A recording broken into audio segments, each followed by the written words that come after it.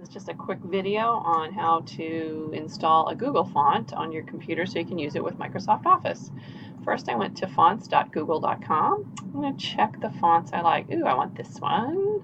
I can check more if I want, but then this little tray comes up at the bottom. So if I click there on the bar, this down arrow says, hey, download.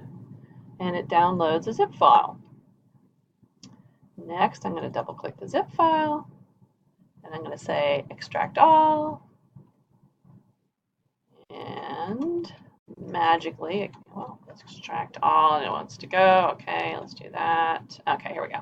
So now this one here, if I click it, that's the font. This is just the information on it. I right click it and then say install. And boom.